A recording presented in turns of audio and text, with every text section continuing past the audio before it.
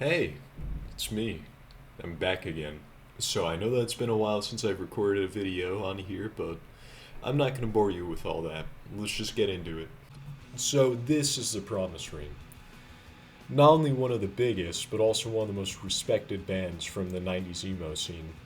And I love them myself. But I'm not just, a fan, a slight fan of the band. They have quite a big significance in both just my history and my family's history. Like, my parents got married to a Promise Ring song. My first concert was The Promise Ring. So, of course, I feel passionate about talking about this particular band. Now, in 1997, they released their album Nothing Feels Good, and that's still considered an instant classic to this day. Everyone loves it. I think it received very good critical acclaim as well, but that is not the main subject of this video. See, if I wanted to talk about Nothing Feels Good, that would require a different video entirely. The main subject of this video is their follow-up album, Very Emergency, released in 1999. So, there's a very important point that I need to clarify here. If you read the title again, you'll see that it doesn't say most underrated emo album. It says most underappreciated emo album. And there's a good reason why. See, in terms of streams, it did well. You can see here it isn't as good as Nothing Feels Good, but it's more the reception the album got. And even more than that, it's like the retrospective view from fans of the band. Whenever I hear people bring up The Promise Ring, they don't talk about this album, even though I think it's probably their best album. They just talk about Nothing Feels Good, and I think I've kind of figured out the reason why. You can see that both in the views of many people, as well as this review on the Wikipedia page for the album. People think that the album is too poppy or too lighthearted or too upbeat. And I get it. I'll be first to complain about, bands like Blink 182 just being radio rock disguised as punk or shit like that.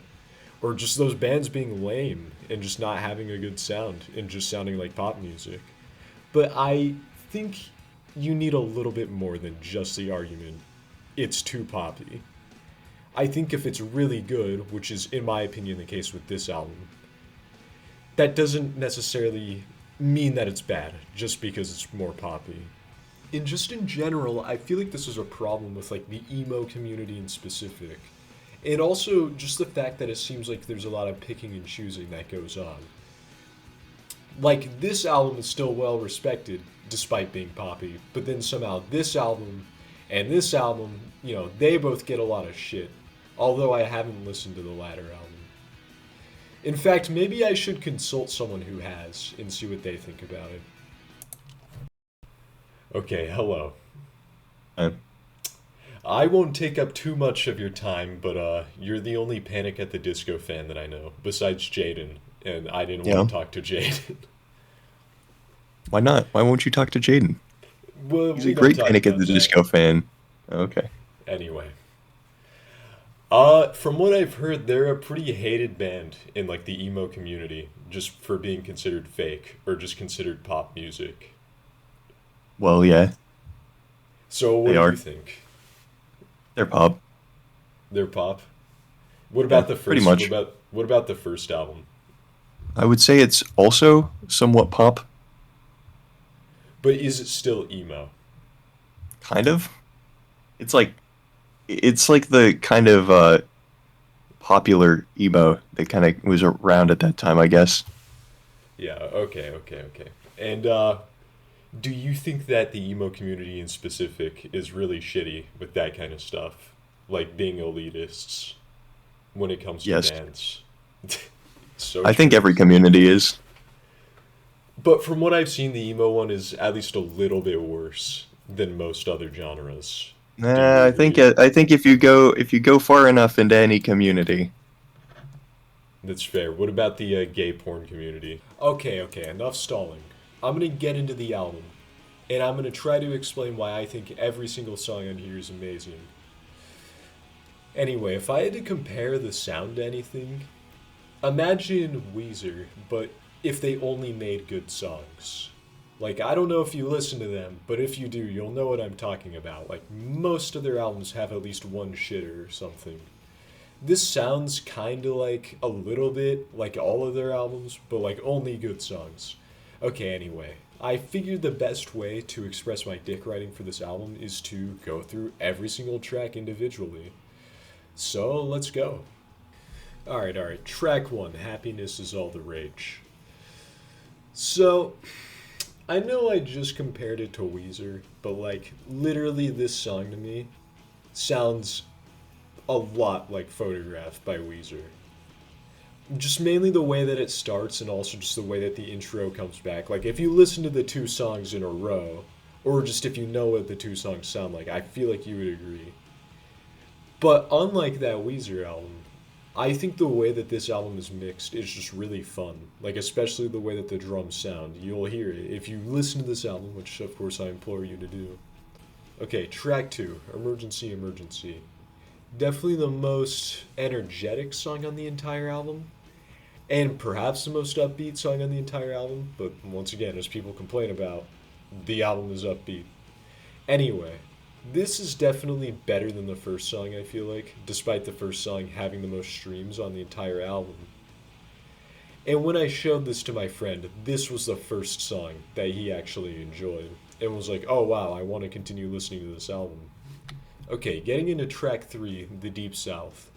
I'm definitely going to get more into depth with this one because this is the first song that's really nostalgic for me. Like I said, this entire band had a pretty significant impact on me and my family, but the first two songs we didn't necessarily listen to that much. But this I remember whenever we would go, I wouldn't say on road trips, we wouldn't go on road trips, but whenever we would go on vacation and have a long way to drive, this song was hidden deep in the playlist, and then I would always hear and be like, oh wow, like, this is fucking awesome. Anyway, as crazy as it sounds, this is going to segue into the fourth song, Happy Hour, which sounds very similar. And once again, you'll have to hear the album yourself to see if you agree with me, but it almost feels like a part 2 to the previous song. In a good way, though. And on top of that, it was the two songs in a row on said playlist with my family in the car, so like, whoever put that together probably felt the same way. So yeah, I thought that it was one song for the longest time. Anyway, moving on. Okay, when it comes to track 5, things just getting good. I can only dick ride so hard. This is my least favorite song on the album.